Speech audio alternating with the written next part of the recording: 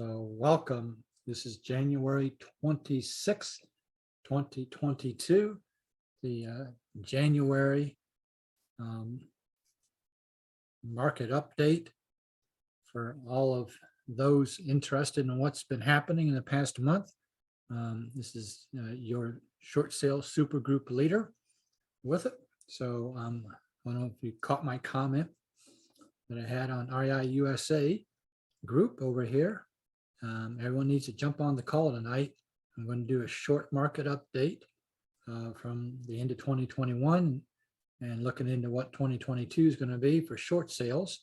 I'm going to talk about some mind-blowing short sale approvals that we've had this past week, and also going to do something I haven't done before with this is play some bank calls and give a little instructional audio of exactly what to say to the seller on the phone that you reach out to in your marketing. So you mail letters out to people, right? Okay, so then what happens when they call? Whoops, what do you do then? If somebody calls. So you got to be prepared for that with it. So anyway, we're going to kind of run through this tonight. The market update, I can send you the links. So I'm going to run through the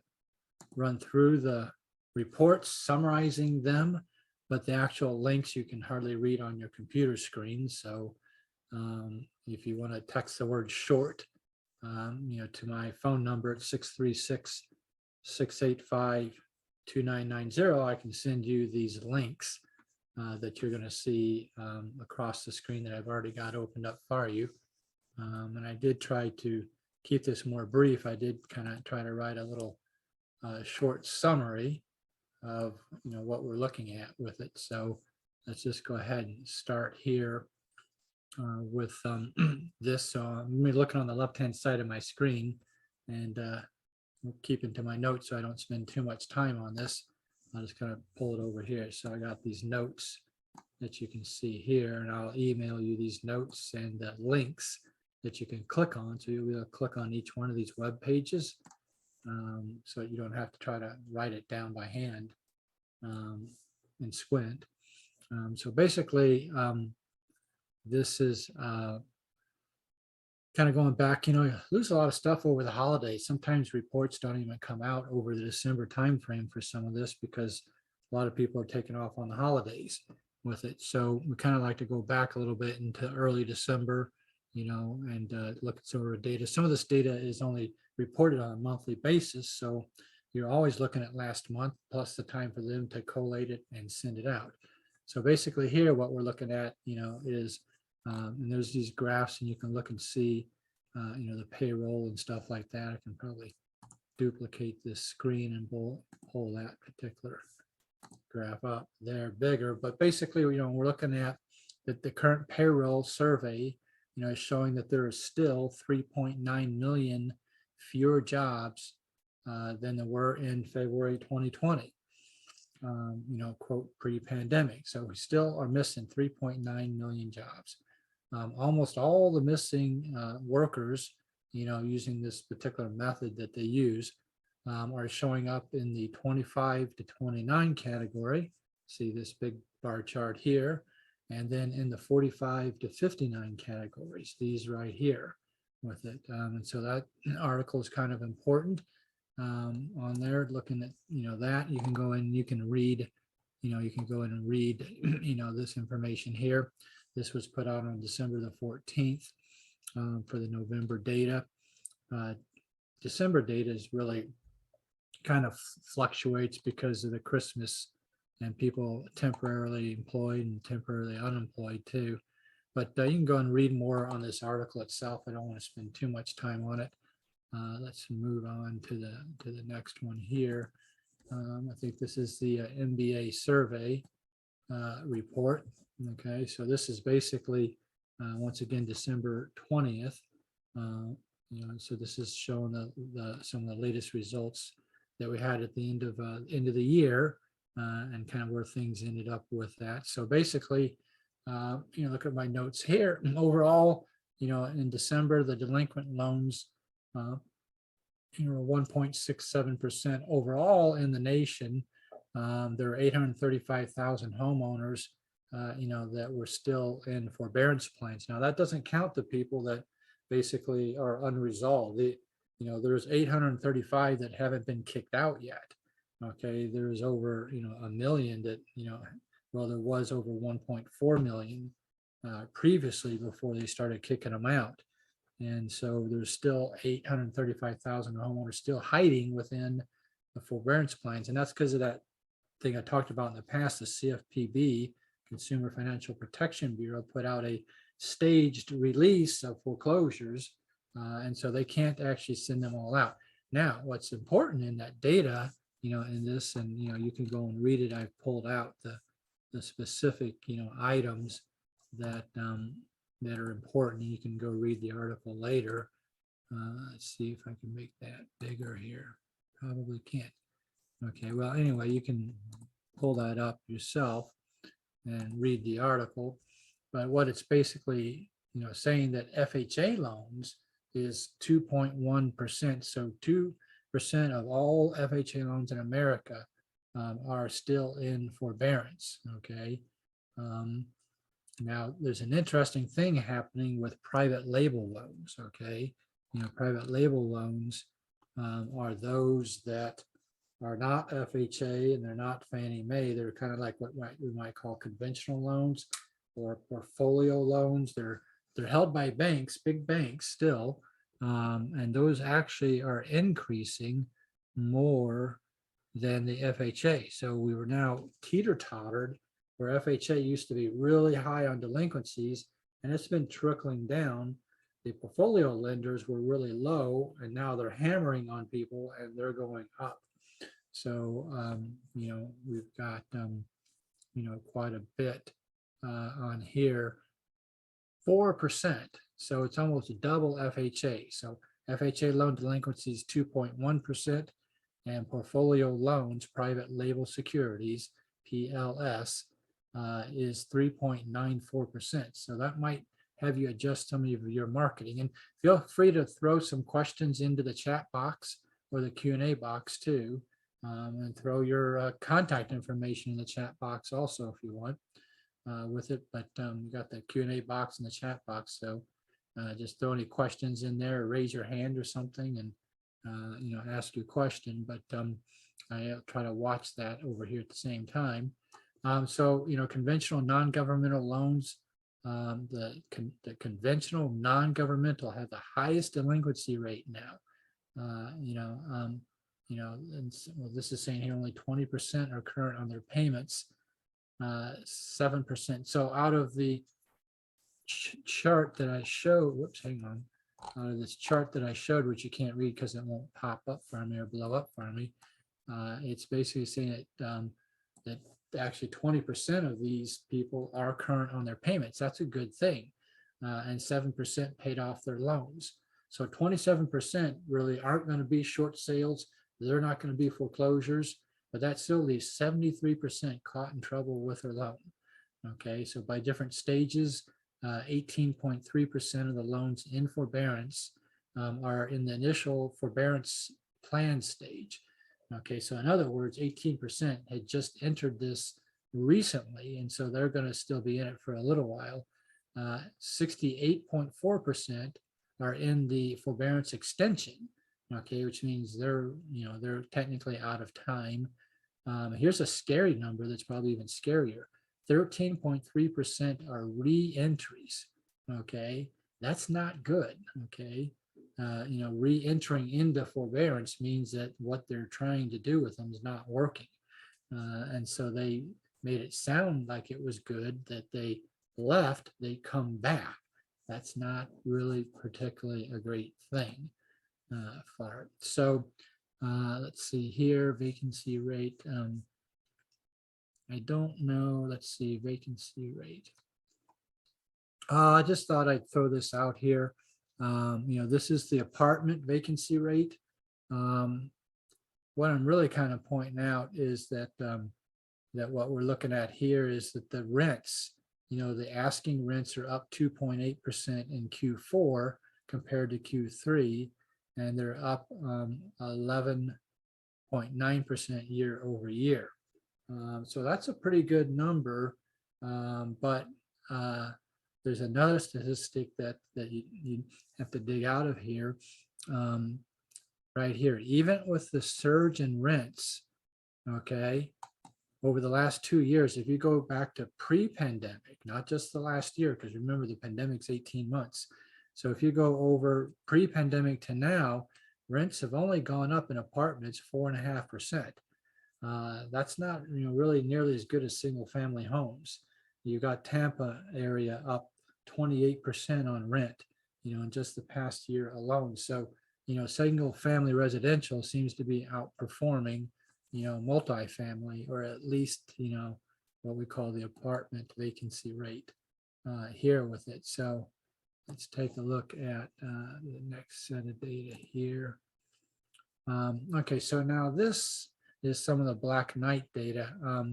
Now this is kind of just going back in time. Probably didn't need to show this. This is back in mid-November, but this is at a point where we were showing that, in November we had 1.01 million mortgage holders, in the forbearance plans. And so at that time it was 3% FHA and 2.4% portfolio. So back in November, FHA was still the pivot point with the most.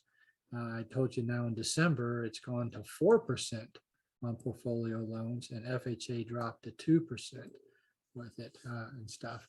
And then also they're showing here, there's 300,000 that were slated for review in this December. And only half of them will be reaching their final expiration. So, this is a long drawn out process with getting these people off, and that's okay, guys, because we don't have, enough, we're not fast enough to buy that many homes. We can't buy 1 million homes. We really want this to stretch out over, and, our retirement plan, right? Kind of thing. So, they've got to staff up. They can't physically foreclose. A lot of people say, oh, the foreclosures never materialized. They never materialized. Well, that's because they can't. Okay. The banks aren't, you're assuming the banks are competent, but that's not true.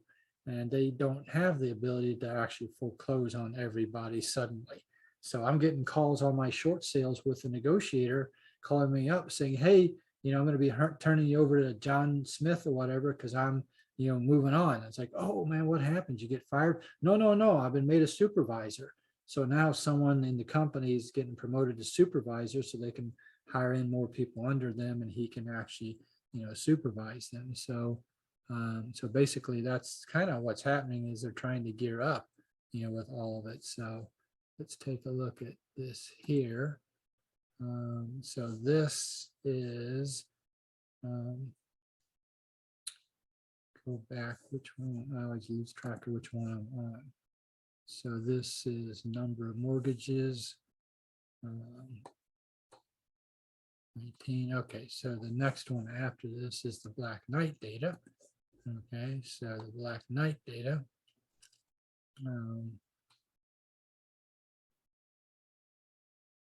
Okay, this actually, so this here is just showing that basically that there was, so despite, serious delinquencies, that's loans 90 days, or past due, but not in foreclosure, they fell another 80,000 from October. There's over 1 million.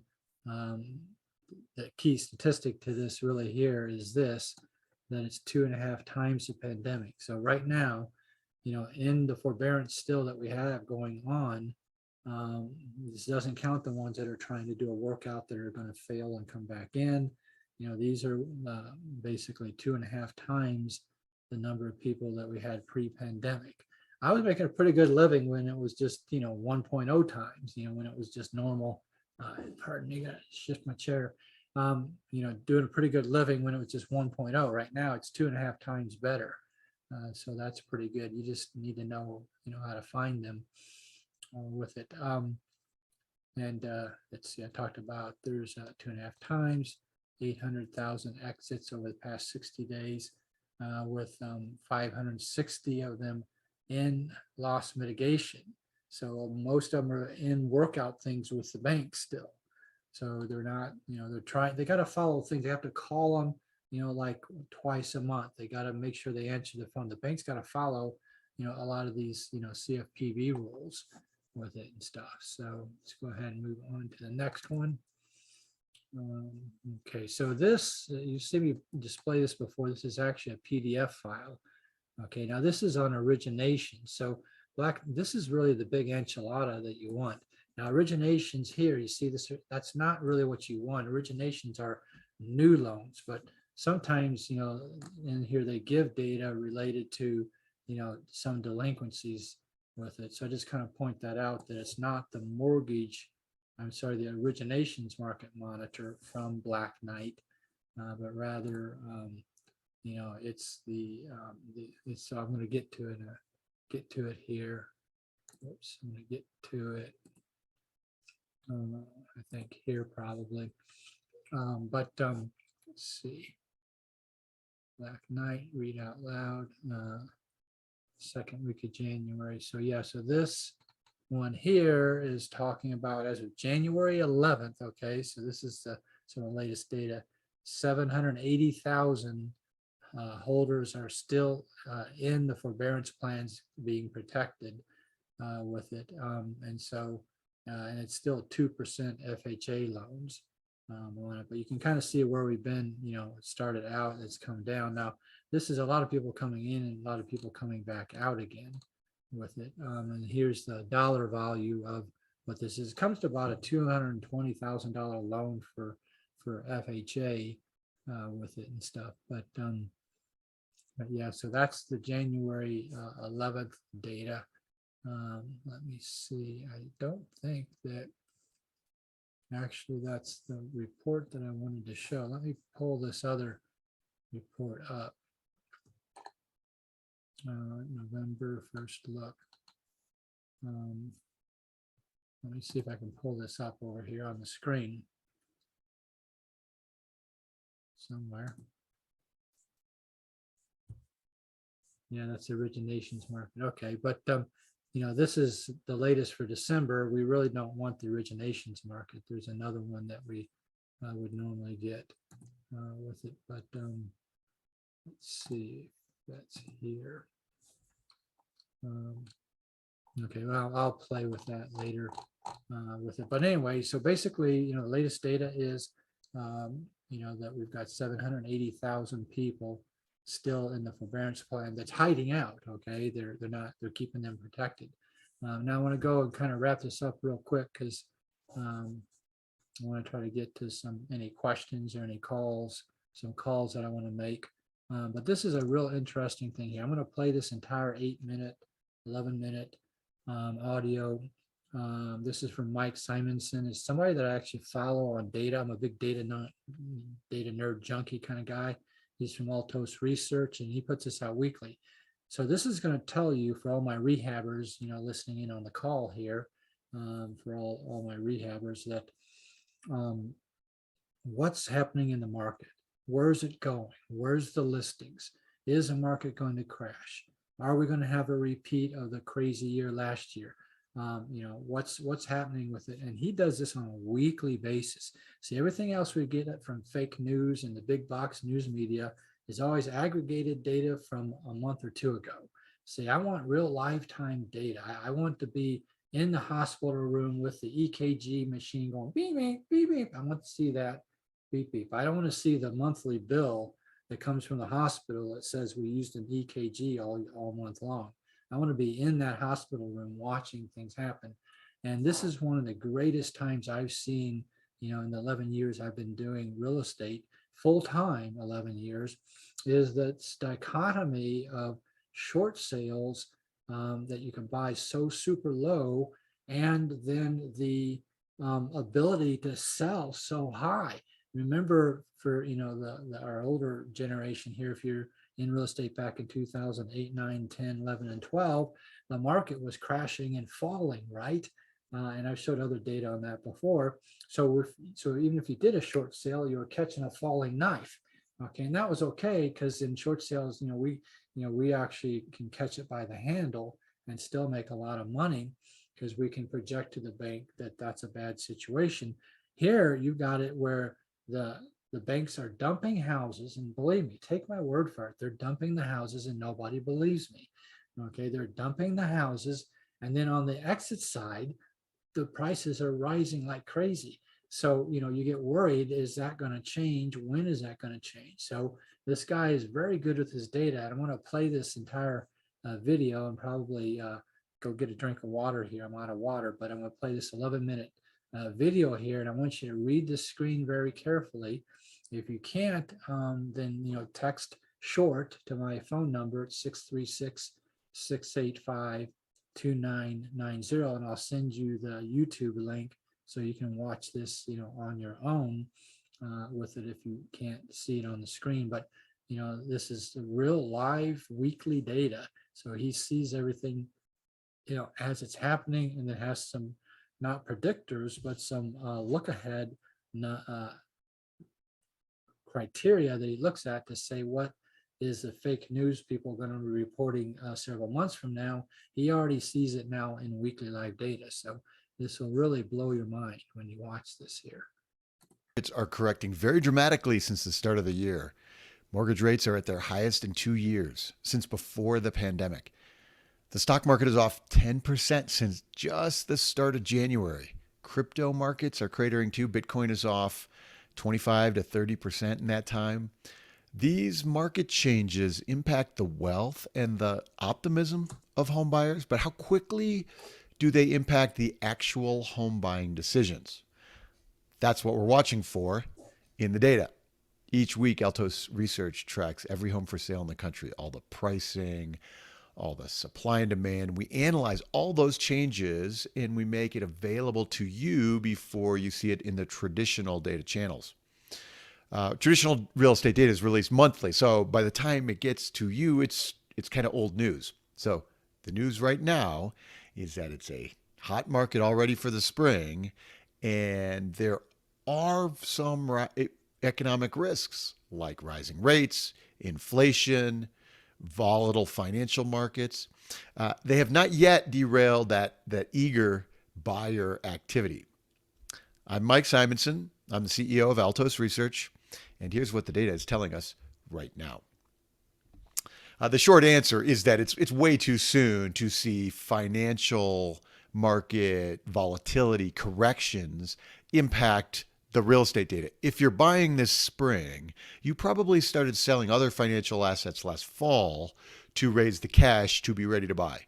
That means you actually sold at the top of the market.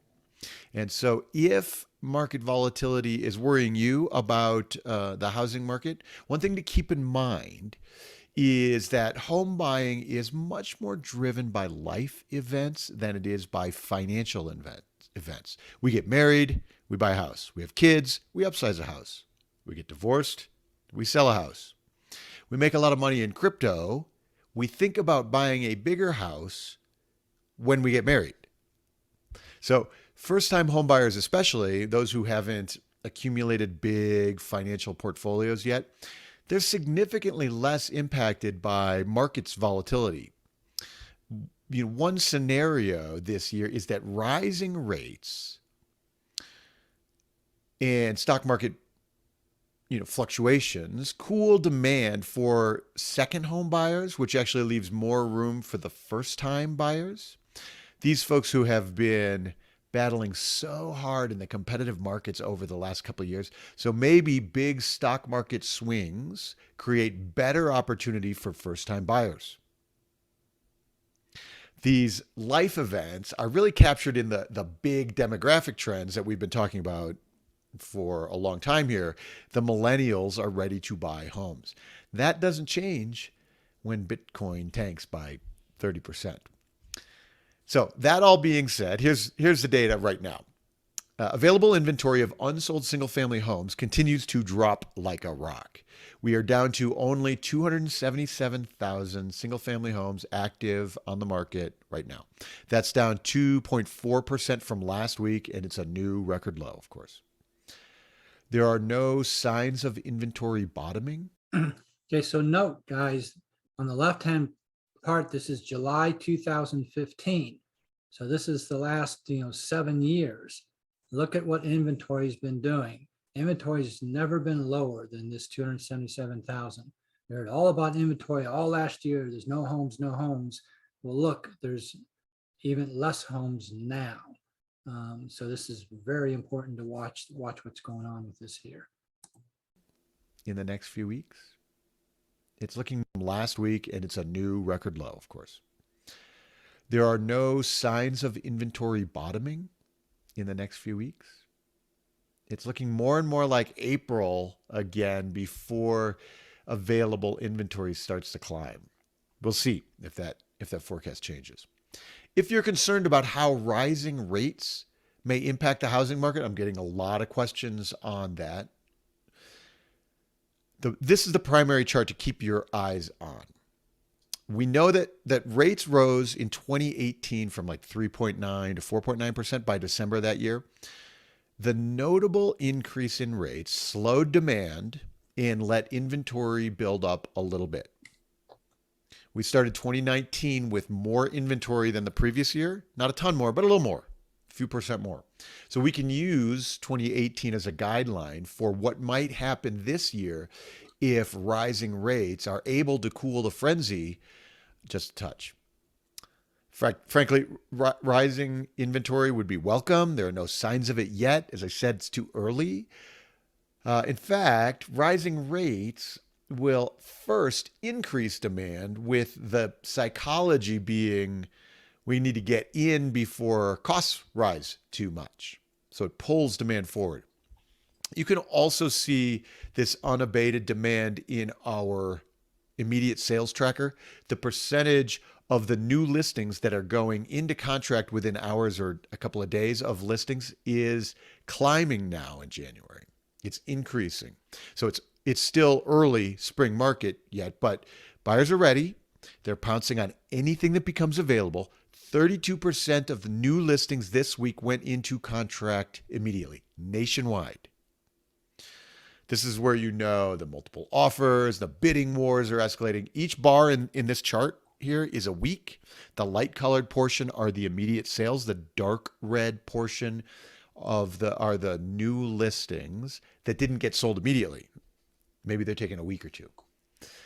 You can see the January volume picking up, and the portion of the light red line is increasing every week.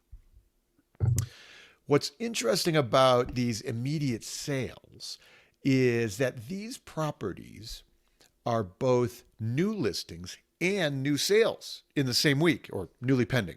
So they're not actually closed sales yet, but the contract is pending. So this is how we look at that same data in the context of the new pendings each week. There are 80,000 or so homes. We saw this set this week. 25 of them were brand new on the market. You can see 4 years of cycle here. The big dip for the first few weeks of the pandemic is in here in 2020.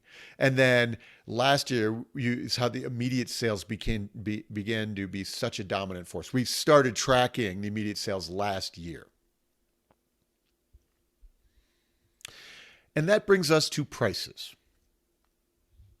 The median price of a single family home this week rose 1.25% to $375,000. The market is moving very quickly.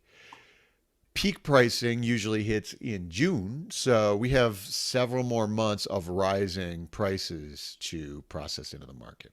I'm going to be fascinated to see which week median home prices climb past $400,000.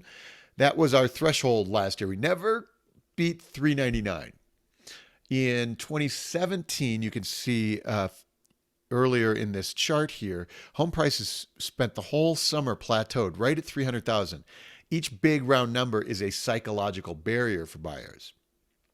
So if you've been watching these videos the last few weeks, you'll know that the price metric I like to watch in January is the price of the new listings. That's the light red line here. Each week, the set of homes that get listed for sale that week is what we're looking at. And it always prices always spike in the first quarter. The steepness of that spike tells us about the price appreciation really for the whole year ahead. What we can see now is that the price of the new listings in 2022 is spiking more steeply even than last year. The price of new listings is up 2.8% this week to $365,000. Usually in January, there's still a big gap between the new listings hitting the market and the stuff that's already been listed. Usually that gap closes by March when the best of the new year's inventory hits the market. You can see at the right end of this chart here that the gap is very tiny for this year. The light red line has already closed the gap with the dark red line.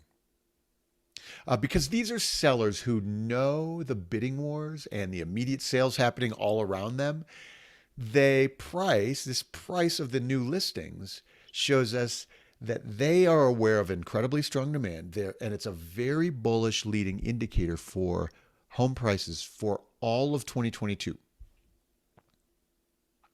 So the last one to look at today are the percent of homes on the market with price increases. We've talked a little bit about this in recent weeks. Not surprising given the other data points that we've already covered.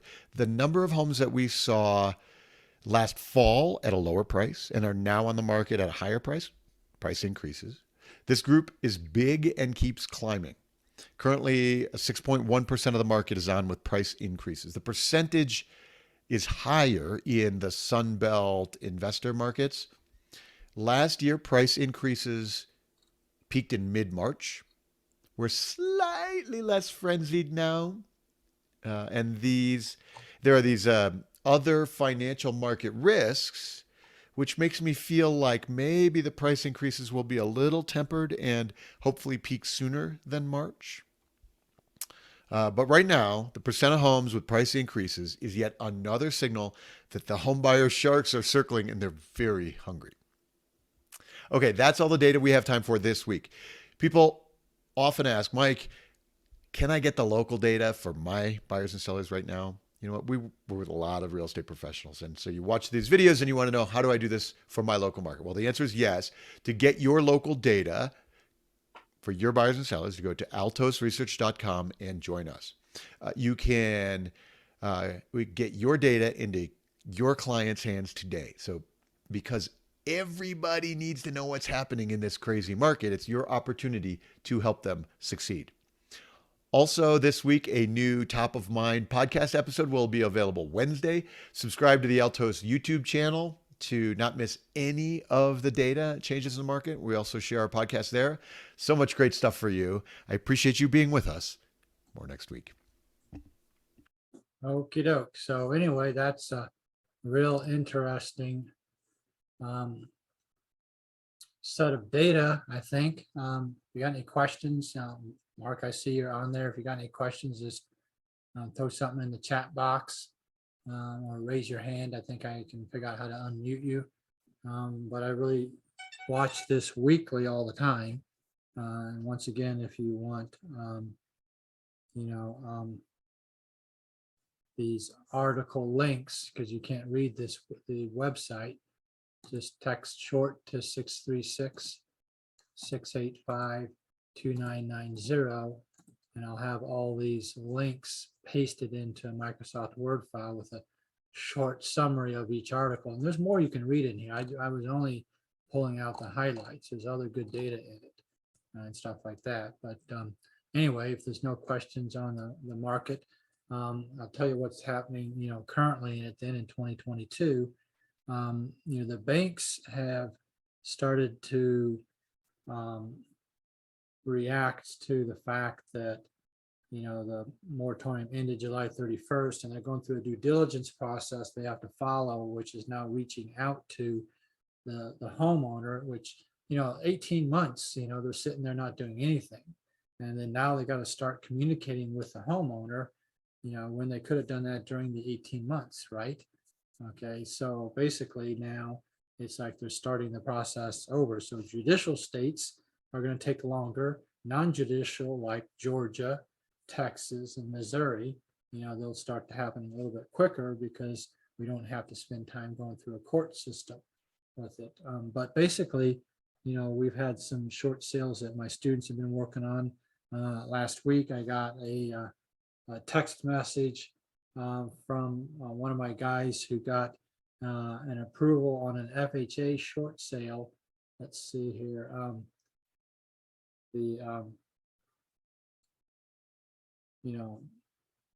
$59,000 is the price that the bank will accept for the house. This is in St. Louis, Missouri, this particular one. And the house is worth probably $200,000, and it doesn't even need paint. You know how you always say, well, we're going to paint it, change the carpet or something like that, so to speak. The house has been freshly painted a neutral color. So about all you got to do is really just get some junk out of the house and sell it for $200,000. This guy's going to make well, he's looking to make $100,000 on this house with it. So the bank approved $59,000. Had another student who got an approval also on FHA. Remember, if you go back to these monthly calls that I do, I've been saying that FHA is the highest delinquency rate. And so we've been targeting FHA sellers. And so we got another student last week who got approval for $106,000 on a house. That might sound like a lot, but it's worth about $300,000. Now he's going to have to put 80 in it. Okay, so so he, so basically, he's, got to put, some money into it, but he's going to sell it for, almost, $300,000. So, so basically, the banks are dumping the houses. I had a new coaching student just start last week on marketing. Very first week, 3 short sales. Unbelievable, 3 short sales in 1 week. One of them we turned down because the guy called the day of foreclosure. And we're not going to bust our butts, especially if you're learning how to do things. I teach you not to even do a short sale within 10 days because you don't have the training or experience to stop something within 10 days. But, the other 2 that we did take on with it. And so what we're seeing in the market is now these people are pretty much run out of money. Okay, now maybe things will change in April when they get their tax refund check, but due to the Christmas bills, credit card bills and stuff like that, people are panicking and stuff. And so they're calling up, the banks are sending them to foreclosure, and then these people are responding. So you got to get your letters out there. I did a video for those that are in Atlanta. I did one on Fulton County. I've got other counties that I've done the exact source to find those people. You go to the county legal newspaper with it and stuff. And so that's where you go to it. So that's kind of a quick update of what's happening in 2022 with the market. It's really starting to take off, and I just project that it's going to continue to happen because I know that the banks are staffing up. And what's important here is, I can show you these low prices that the banks are accepting because they need to dump the house and get these loans off their books. They don't care that they're losing money, in the deal with it and stuff. Anyway, so this is what I've done for 11 years. So let me move on. We're running out of time here a little bit here. We try to keep these to an hour or a maximum of an hour. But I haven't done this before, but I'm gonna play some recorded calls with maybe how to talk to a seller. I got one with a bank. This is my CRM system that I use. So I've got a really neat CRM system that can record phone calls, can have text messages, phone calls, RVMs, emails, And you can do all this in a workflow. So, in today's modern age, okay, you can really do the one to many, okay, one simple CRM contact relationship manager system can reach out to many people at once. And the tools and everything are very good. I can click here. So this is a bank, specialized loan servicing, and you can look at, all the phone calls that we've had, that my students have had with the bank. And so we got all these recordings of bank phone calls. This kind of keeps going and going, but it's very powerful when you combine your real estate marketing, with, this kind of tool with it and everything. I do have an affiliate link on that. I don't want you guys to be sitting here looking at this going, hey, it's REI Black Book in the corner, and you run out to the website and buy the subscription because you're going to pay a $997 application fee. And I'm not here to sell anything. We're not selling stuff on REI USA. But, an affiliate link can wipe out the $997. So I just would hate for somebody to see this on the recording, run out to reiblackbook.com and then sign up because of how powerful this is. And you don't even know how powerful it is. I haven't even shown you anything with it, but don't do that. Contact me. I can send you my affiliate link. I get a whopping $45. Okay. Wow. But you're going to save $997 with it. So don't run out and get it on your own. Contact me. And so, you can get it without that fee with it. So anyway, let's play a call here. Now, this particular call is actually with one of my one-on-one students. It was a training session on what to say to the seller on the phone. So you mailed these letters out.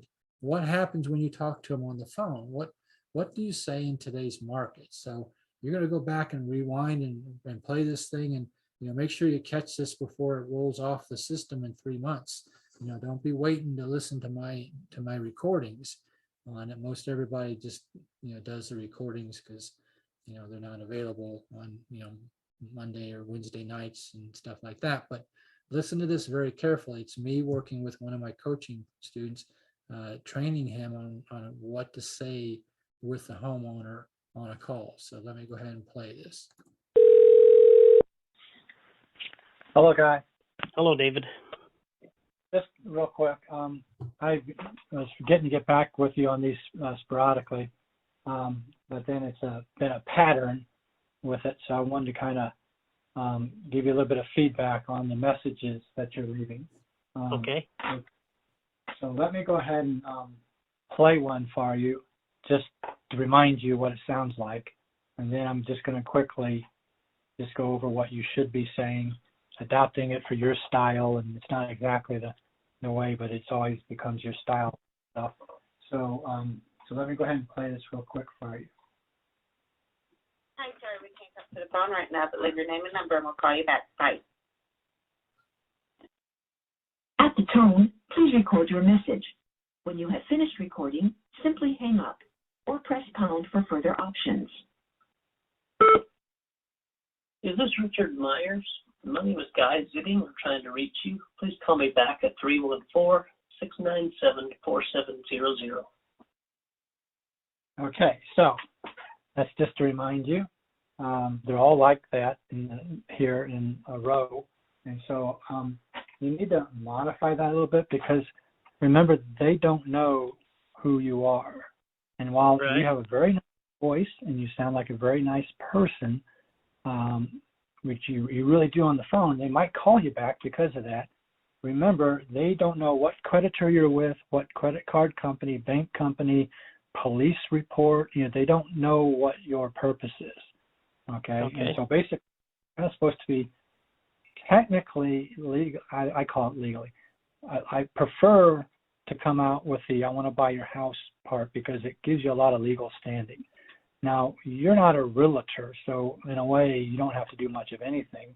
It's just a matter of style. But boy, if you were a realtor and that house happened to be listed and you didn't state that, that you're looking to buy it personally right up front, you could be going behind the door. That's what it's called, behind the sign.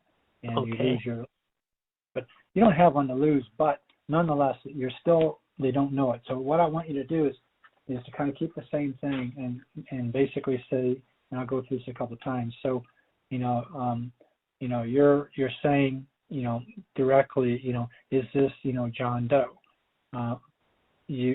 Sometimes people could say, I'm calling for John Doe. I don't want you to have to change that, because is this, you're talking to the phone as if it was the person. So, that's fine, but go ahead and keep that. But then I want you to say, this is Guy Zitting, and I live in the neighborhood, and I'm interested in buying your house. But if you are interested in keeping it, I can help you do that also. Please give me a call back right away. Okay? So it's getting when I want. Yeah, I'll repeat it. What? I live in the neighborhood. Okay. Well, you can. How what's the neighborhood? It's all one neighborhood, right? Right. Mm-hmm. So now neighborhood might literally mean down the street, but quite honestly, I have no idea who lives in my neighborhood. And so if they ask you on the phone, oh, are you my next door neighbor? You say, well, I just live in O'Fallon, Missouri, and take the heat if they say, well, that's not my neighborhood. So I would. But your style is good. Your style. When you talk to them on the phone, the same style technique works. I just can't believe that there's so many people being foreclosed that live right next door to you. You're very good at that. I just live down the street. I live, in the neighborhood. It's all around you. You should move. Foreclosures in your neighborhood where you're at. But anyway, so it works good live, and I think it would work good in the recording because you have to keep their attention. So, this is Guy Zitting, and I live in the neighborhood. Right now they're thinking, my back door is open, it's raining inside, the door's open to the garage, you've got them on the hook, really good. This is Guy Zitting, and I live in the neighborhood, and I'm interested in buying your house. But if you are wanting to keep it, I can help you do that. Okay. But if you want to keep it, I can help you do that. Right. And so that, the only reason I'm throwing that in, I would never have normally thrown that in on the answering machine, but I'm only doing it because of the ultra saturation of what we've had. When we get back to normal foreclosures, people won't have time to call, knock, or even mail letters. There's just, even at 60, the normal amount per month, it's just too many. But because right now we're ramping up, we're increasing, there's still very few for possibly a lot of people that I think that they're probably still pissed because of the people, saying, I'll pay you cash for your house, okay? Mm-hmm. And stuff. See, I am interested in buying your house. I don't want you to say, I want to buy your house. Okay, or I can buy your house. Okay, I can buy it. That's implying that they've agreed to sell it. You want to come. A lot of people say, I want to buy your house. Like it's their house to buy. If you just say you're interested, it's a little slightly lower tone of voice. But it still gets the word buying your house with it.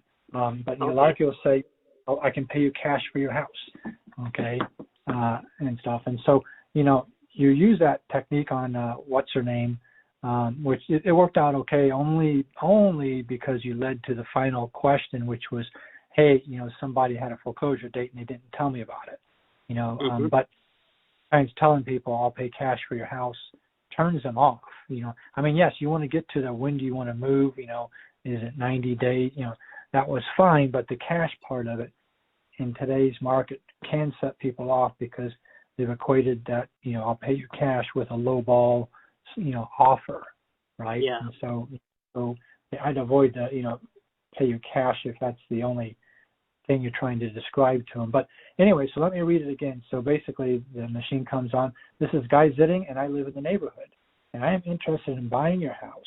But if you are wanting to keep it, I would be able to help you do that. Okay. And now you interest of it. What was that last line? After I can help you do that? That's it. Well, I guess That's you it. would say, yeah, sorry. Right. The end exit is basically, please call me back right away.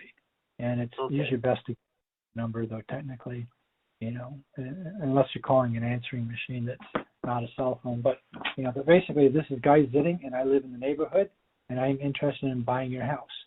But if you want to keep it, I would be able to help you to do that. So please give me a call right away. This is Guy Zitting at ... Okay, good. I'll put that to practice. Yeah, let's see if we get some more people to give you a call back, with it.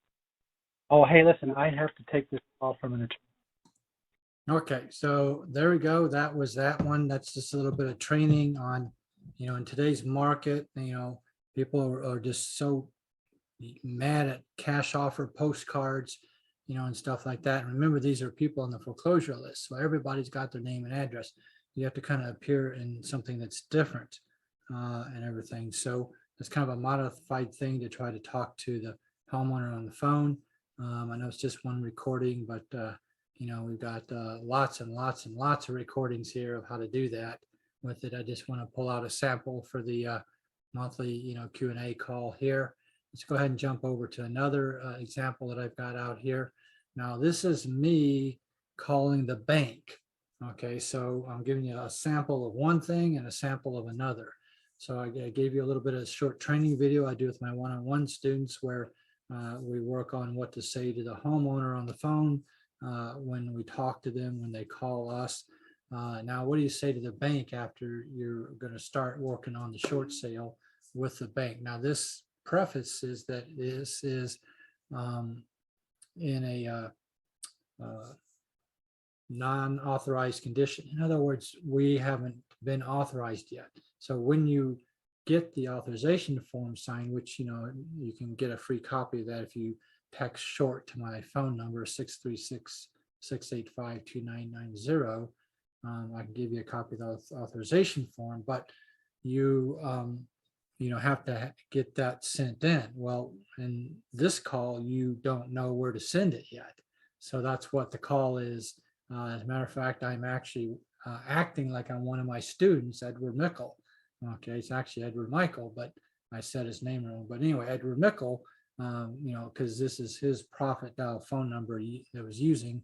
Since no one's authorized, it's okay for me to impersonate him because I have Edward's permission. But and this was just an example of how you can gather data without even being authorized.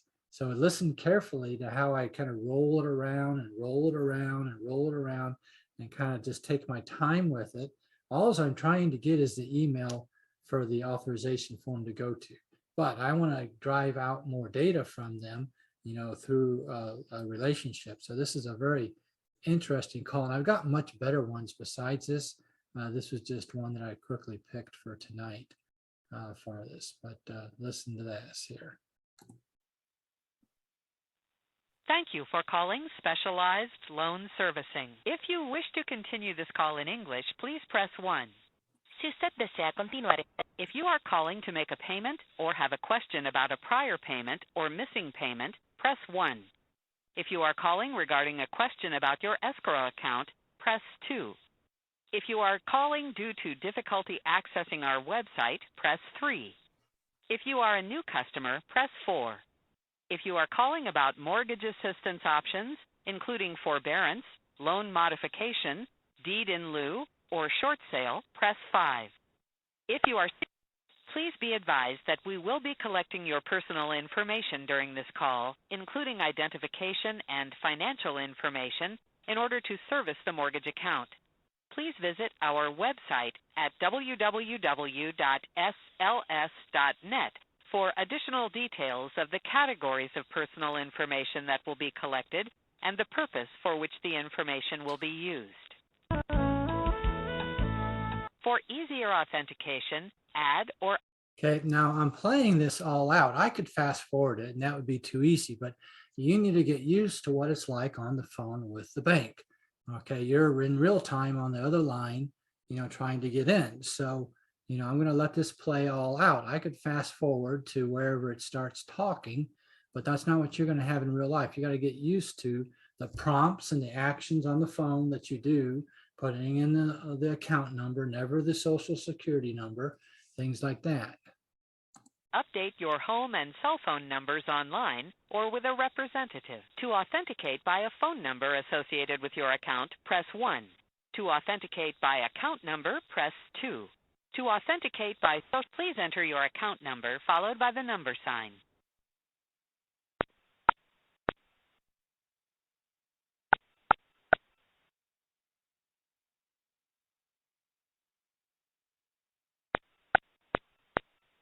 You entered 10198386117. press number sign if correct or star if wrong.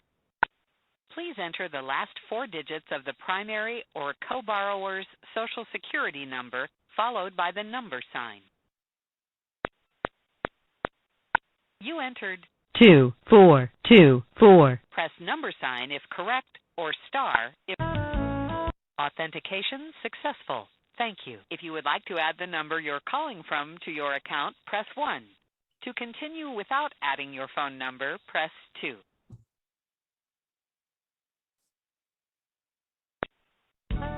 Although your call may be general in nature, we are required by federal law to advise you that this communication is from a debt collector and any information obtained will be used for that purpose.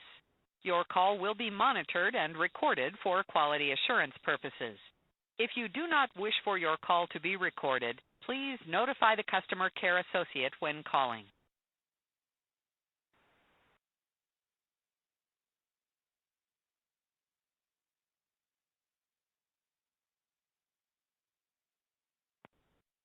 Thank you for calling SLS. My name is Nathan. Can I have your first and last name, please? Hello? Yeah, thank you for calling SLS. My name is Nathan. Can I have your first and last name, please? Yes, hi, it's Edward Mickle, office.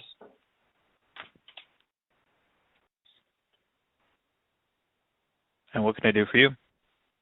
Yeah, we are working with Carolyn Eubank, who has passed away, with the daughter, Roxanne, and we have the information needed that you have in the letter sent out requiring death certificate, name of executor, the letter of testamentary and proof of ownership with it. And so what we need to do is send that in, fax or email in to you so that we can change the authorization to be able to speak with the daughter of Carolyn and James Eubank, who is the borrowers on the account. They're both dead. Okay. And you said you have all the required information for the successor and interest? Yep. Yeah, we got your letter specifying what needs to be sent in. Just want to make sure that we maybe email it in. It's probably easier for us. Do you have an email that you guys would want that stuff sent to? Our general email box is customer.support@sls.net. Customer.support? At sls.net, correct. Okay. And so, because I thought you had one CRS docs or something. We do have a CR.docs at sls.net as well. That's for our customer resolution team. The customer support email address was forwarded to the correct department. Okay, so customer support would be better for these documents? Yeah, that's our general email box, and then they'll forward it to the correct department. The CR.docs is just mostly for loss mitigation options. Okay. Yeah, well, that's kind of what we end up having here with it, is that,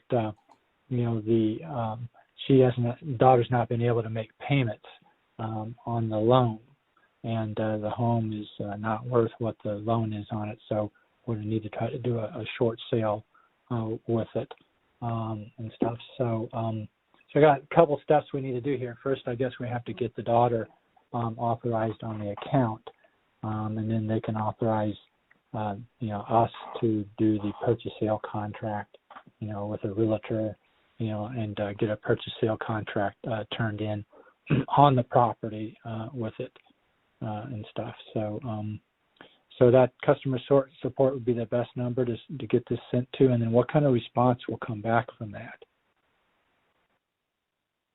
I would just call back in about 3 to 5 days to see if there's anything that's needed. I don't even know if we send out like a response email just outside of we've received your request. Okay. So call back in about 3 to 5 days. Check to see then that the daughter, the executor, the daughter has been authorized on the account to be able to do a short sale or process whatever we need to do with a payoff. Yeah, that is correct. Okay, great. Okay, there's no foreclosure date or anything on the house right now, is there? I'm not seeing anything in regards to an account. I'm not showing you're authorized, so I wouldn't be able to provide anything. Oh, yeah, okay, right. That's right. I'm not authorized yet. Okay, so yeah, we just don't want to go to all this effort and find out that, foreclosures in a week or something like that. And I suppose we could look it up on public records and see if there's a foreclosure date out there listed. But you don't show anything out there publicly then on your end as far as a foreclosure date? No, I don't see anything publicly. Okay, great. Okay, yeah, we'll get that sent in and then check back in 3 to 5 days. What was your name? My name is Nathan. Nathan? Okay, I appreciate your help very much. Welcome. Have a good day. Okay, bye. Okay, so there we go. So, go ahead and throw any questions in the chat box or raise your hand if you want any questions. It's kind of one of the advantages if you're online, then you can ask questions while I'm here. If you watch the recording, then you're going to have to email me, I guess. My email is davidrandolph@realtyrenovator.com. If you're watching this later, anyway, so that's just with some example calls. We're a little bit over on our time. Apologize with it. If there's anybody that's got any questions, go ahead and I see Mark. I recognize you on here. Mark, do you have any questions? Throw it in the chat box or anything like that.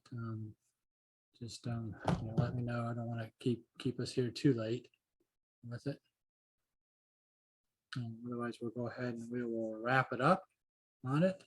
Yeah, just send me a text, and if you want those website addresses, I got that in a Microsoft Word file, and so I can send that to you. Anyway, so we're a little over on time. I want to respect your time, so I'll go ahead and wrap it up here for the January short sale super group 2022 market update with a little bit of analysis of these calls. Here on this phone call, you kind of heard me sneaking stuff in, right? I mean, I know what I'm doing. I'm not dumb. Well, I'm playing dumb. It's like making references to public.